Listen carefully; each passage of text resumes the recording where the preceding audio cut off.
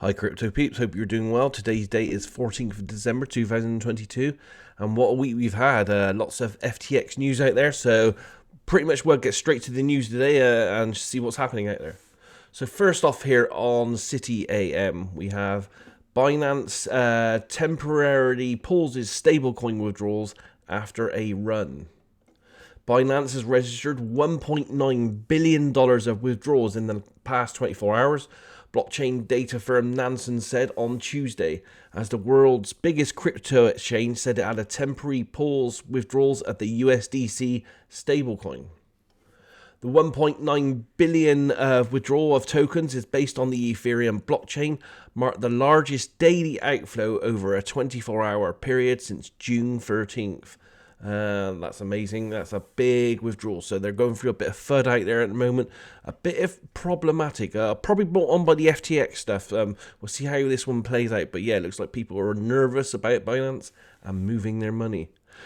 Goes on to say here, the Binance withdrawals are increasing due to the growing uncertainty about his reserves report. There's more information here. Binance said in a tweet around 4:54 GMT time that the USDC withdrawals have resumed, and a crypto news outlet CoinDesk reported earlier that Binance saw outflows of $902 million on Monday. So that's a big figure there. Wow. So we'll see what's happening there with Binance.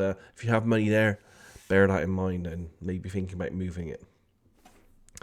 Now we're going to move on to some FTX news because we can't get away with it. FTX and Sam Bankman-Fried is in the news everywhere, as it should be, because it's big news and it's affecting everything, and it will do for many months, maybe even years to come.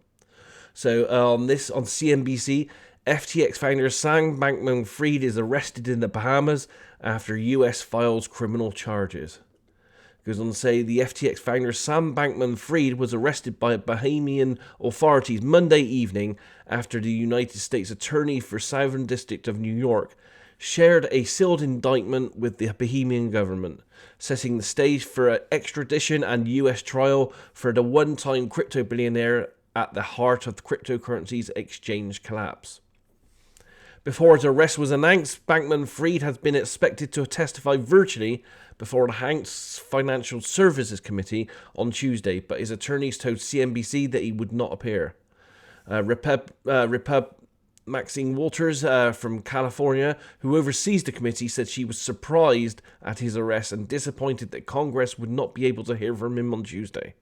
Now, whether there's some political movements in here, we do not know at this stage. It wouldn't surprise me if there were some very dark secrets in this FTX scandal that are going to be uncovered over the next few months. The next piece of news here is again on FTX, because we got to go there. The SEC charges FTX founder Sam Bankman-Fried with defrauding investors.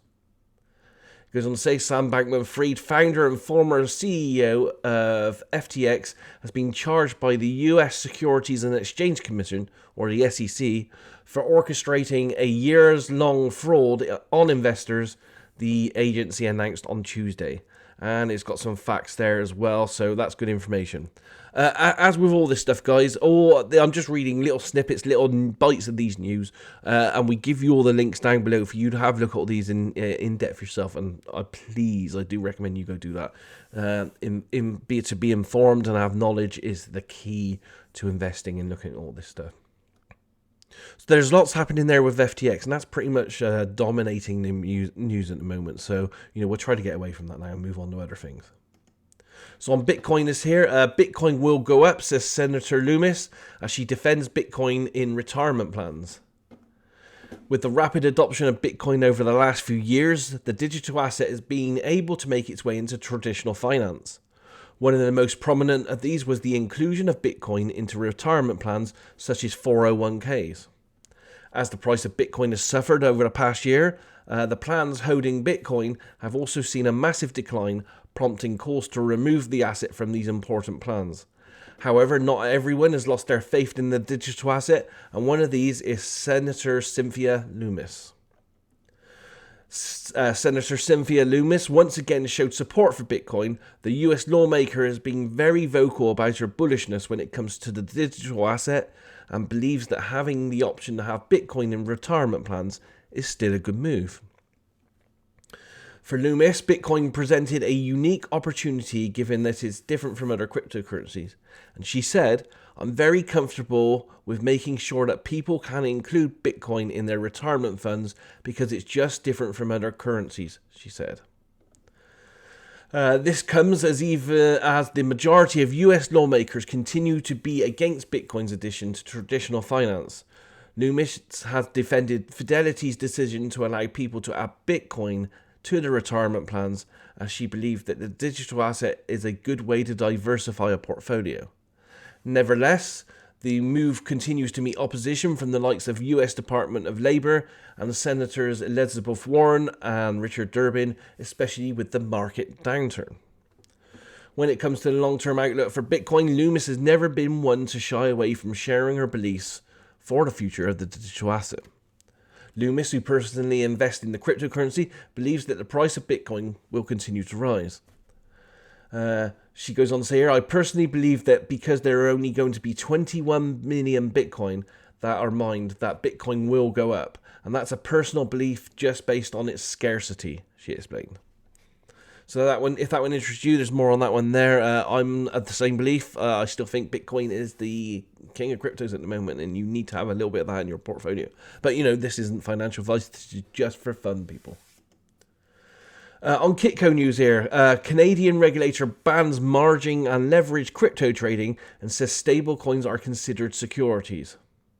The Canadian Securities Administration, or the CSA, which is Canada's financial regulator, has announced that it intends to strengthen its oversight of cryptocurrency exchanges by expanding the existing requirements for platforms that operate in the country.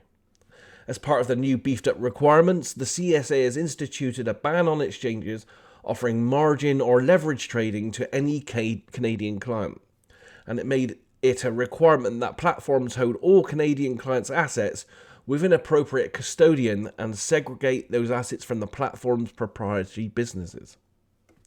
Goes on to say here, crypto trading platforms that are registered or that have entered into a pre-registration undertaking are reminded that they are prohibited from permitting Canadian clients to trade, obtain exposure to any crypto asset that is in itself a security and or a derivative, the statement said.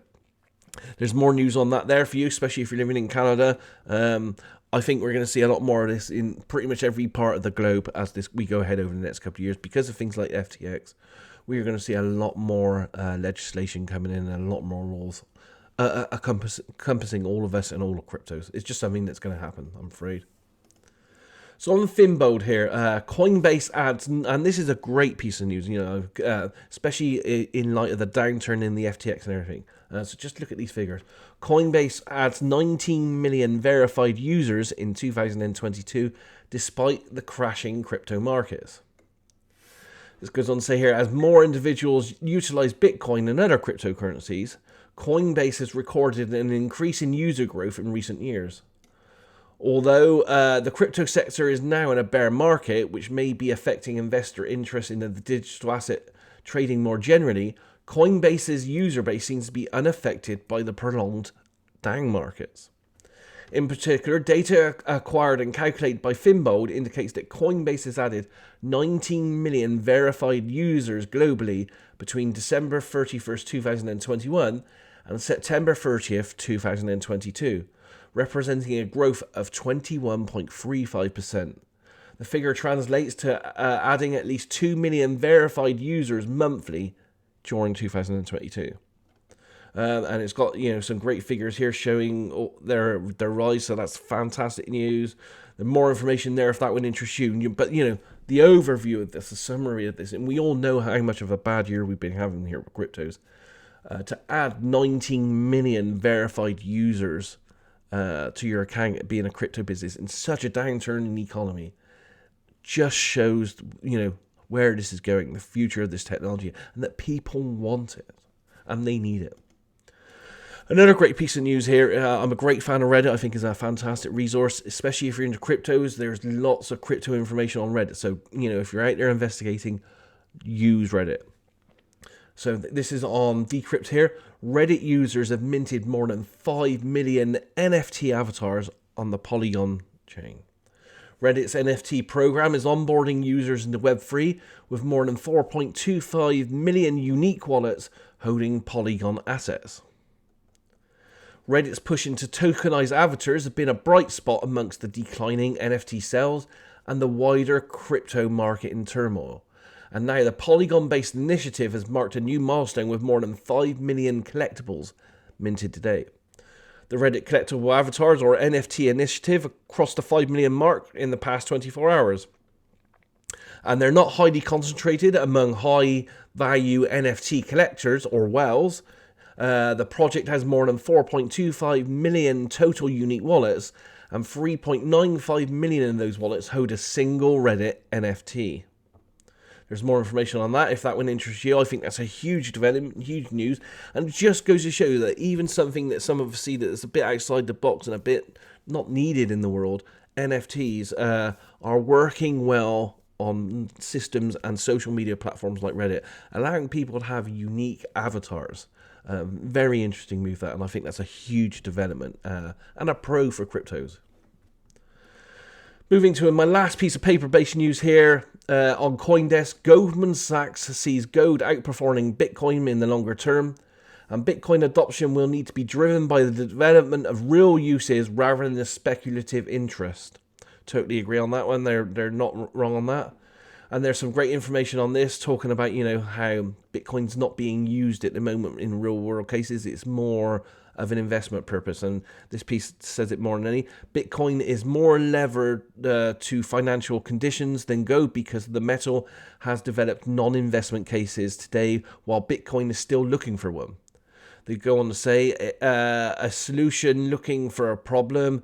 The majority of Bitcoin supply has not moved for over a year, which suggests that it's being held for investment purposes at the moment, and it needs to find a lot more real world cases. But until that happens, gold's going to perform really well. Now we're going to move on to some video-based news. As I keep telling you every week, YouTube is a fantastic resource for getting news information here on cryptos of all different types. And the first one here is from the Modern Investor. It's a new one for me. I just found them. It's quite interesting. I like this first video I watched. It was 35 minutes. And this is talking about the biggest news that no one is paying attention to, and I wonder why. But have a look at that. Some general news, and I quite liked it. It's an interesting resource, and it might be one worth subscribing to. The next one here is a favourite of mine, Altcoin Daily. They put out news pretty much every day. Fantastic stuff. Great resource. This is a 9-minute video. You are being lied to about Cardano, and they're talking about it being manipulated. So if you're a holder of Cardano or slightly interested in it, have a look at that one. That's very interesting as well. The next piece of news here is on Coin Bureau. Again, another favourite of mine. I subscribe to these. Fantastic news. Amazing channel. Really, really good stuff out there. And this is just general crypto news here. Talking about Tether, Alameda, Ether upgrade, cash ban, and loads more really. So lots of really interesting news stuff there. That goes on for around about 29 minutes. So really full, packed full of information. And my final piece of news today is from a traditional TV station, CNBC Television. This is their crypto world kind of thing. They do these every once a week at least. And this is talking about how Ether is dipping, China arrests gang for laundering 1.7 billion through crypto, and other news bits and pieces in there as well.